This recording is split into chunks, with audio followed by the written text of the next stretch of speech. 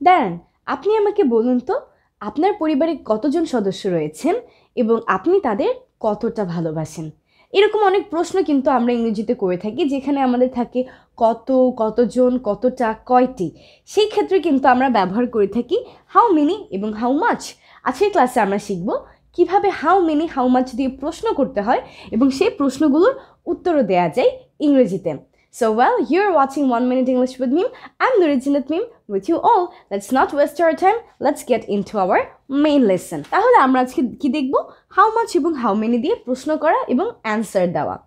এই যে আমাদের হাউ মেনি রয়েছে, হাউ মেনিকে আমরা ব্যবহার করি যখন আমরা কোনো কাউন্টেবল নাউনের কথা বলি। কাউন্টেবল নাউন কোনগুলি? যে নাউনগুলোকে আসলে আমরা গুনতে পারি, যে নাউনগুলোকে গণনা করা যায়। ফর এক্সাম্পল আমরা বলতে পারি ফ্রেন্ডস অথবা ফ্যামিলি মেম্বার্স বলেছিলাম, ফ্যামিলি মেম্বার্স, অথবা আমাদের জন্য হতে পারে pens, buildings, teachers, sisters, tables et cetera. এই সবগুলোকে আমরা গুনতে পারি। যে জিনিসগুলোকে আমরা গুনতে পারি তাদেরকে আমরা বলে থাকি কাউন্টেবল নাউন। আর হাউ মেনির সময় আমরা কাউন্টেবল নাউনকে সবসময় ব্যবহার করি। আর হাউ মাচ আমরা ব্যবহার করি আনকাউন্টেবল নাউনের ক্ষেত্রে। আনকাউন্টেবল নাউন হচ্ছে সেই সব নাউনগুলো যাদেরকে গণনা করা যায় না বা গণনা করা গেলেও গণনা করা হয় না। তার মানে এদেরকে আমরা সবসময় খালি পরিমাপ করতে পারি। যেমন চুল, মাথার চুল যদি একটা দুটো করে গুনতে পারি, কিন্তু আমরা কখনো এভাবে গুনি না। চাল, ডাল একটা দুটো করে চাইলে গোনা যায়, কিন্তু আমরা এদেরকে গুনি না। আবার অনেক জিনিস আছে যাদেরকে গোনাই যায় না, যেমন পানি, তেল, অথবা ভালোবাসা, যে কোনো ধরনের ফিলিংস এটসেট্রা। টাকা যদিও গোনা যায়, একটা আনকাউন্টেবল নাউন। তাহলে এই আনকাউন্টেবল নাউনগুলোর সময় আমরা ব্যবহার করি how much. For example money, love, hair, oil, rice, jute et cetera. তাহলে হাউ মেনি আমরা ব্যবহার করব কাউন্টেবল নাউনের ক্ষেত্রে, হাউ মাচ ব্যবহার করব আনকাউন্টেবল নাউনের ক্ষেত্রে। এবার চলুন আমরা দেখি কিভাবে আমরা আমাদের প্রশ্ন এবং উত্তরগুলোকে করতে পারি। সো হাউ মেনি দিয়ে আমরা জিজ্ঞেস করতে পারি how many dash do you have. তার মানে তোমার কতগুলো ড্যাশ আছে। How many teachers do you have, তোমার কতজন শিক্ষক আছেন।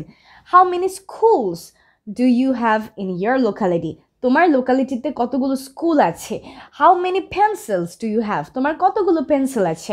How many friends do you have, তোমার কতগুলো ফ্রেন্ড আছে। How many mobiles do you have, তোমার কতগুলো মোবাইল আছে।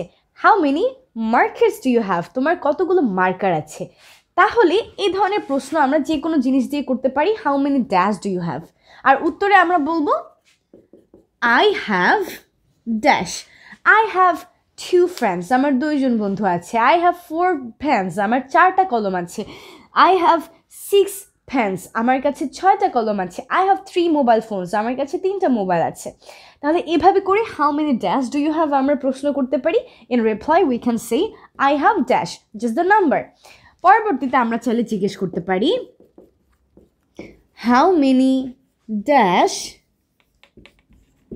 আর there in dash.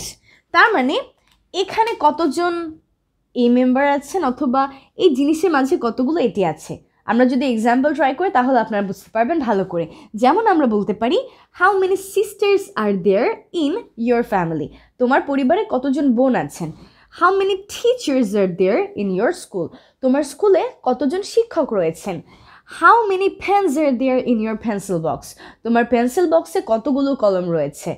How many brothers are there in your family, তোমার পরিবারে কতজন ভাই রয়েছেন। তাহলে কোনো একটা জায়গায় কতজন বা কতগুলো জিনিস রয়েছে সেই ধরনের প্রশ্ন জিজ্ঞেস করতে আমরা এই ফরম্যাটটি ব্যবহার করতে পারি how many dash are there in dash, and in reply we can say there are dash in dash. For example, there are 5 brothers in my family. There are 6 pens in my pencil box. There are 5 mobiles in my pocket. এভাবে করে যে কোনো একটা প্রশ্ন আমরা করতে পারি how many দিয়ে, আর আমরা রিপ্লাইগুলো এভাবে করে দিয়ে দিতে পারি। একটা জিনিস যদি একটু লক্ষ্য করেন তাহলে আপনারা নিশ্চয়ই দেখতে পাচ্ছেন হাউ মেনি এর পর আমরা যে নাউনগুলোকে ব্যবহার করেছি সবগুলোই কিন্তু plural. How many sisters, how many brothers, how many pencils, how many rooms, how many members, how many chairs, how many tables, how many rulers et cetera. এবার আমরা দেখব হাউ মাচ দিয়ে কীভাবে আমরা আমাদের প্রশ্নগুলো গঠন করতে পারি। হাউ মাচ আমরা ব্যবহার করি যখন আমরা কোনো আনকাউন্টেবল নাউনের কথা বলি, তাই না? প্রথমে আমরা দেখে নিয়েছিলাম। তো আমরা ধরুন কোনো একটা জিনিসের দাম জিজ্ঞেস করতে চাচ্ছি, তো এই টাকা পয়সা রিলেটেড সব কিছুই আনকাউন্টেবল নাউন, কারণ মানি নিজে একটা আনকাউন্টেবল নাউন, তাই তো? তো আমরা যদি জিজ্ঞেস করতে চাই এটার দাম কত, আমরা বলতে পারি how much does it cost, অথবা ইটের জায়গায় আমরা একটা ড্যাশ দিয়ে দিতে পারি, যে কোনো একটা জিনিসের নাম ডিরেক্টলি আমরা বলতে পারি। For example, how much does this marker cost, and in reply we can say it's only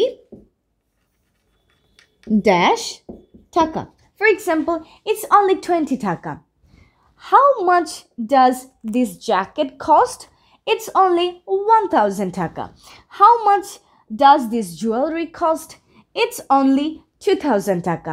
How much does this shirt cost? It's only 500 taka.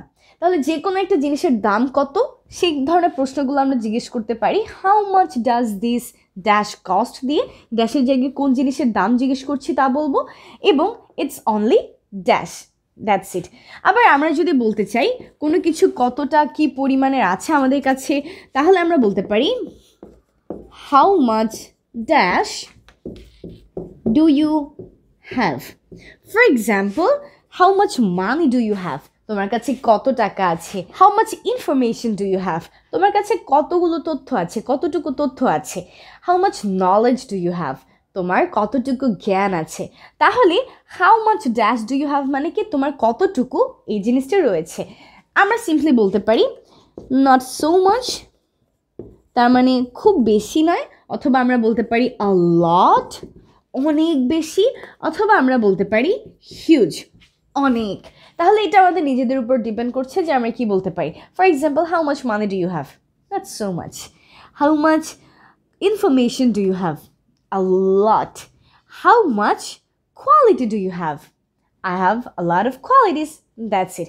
So এইভাবে করে কিন্তু আমরা হাউ মাচ হাউ মেনি দিয়ে নিজেদের মতো করে যে কোনো একটা সেন্টেন্স মেক করে ফেলতে পারি, কোয়েশ্চেন মেক করে ফেলতে পারি, এবং তার রিপ্লাই কিন্তু দিয়ে দিতে পারি। Now it's our turn to practise, because practising is a big deal. I hope to see you all. Stay blessed.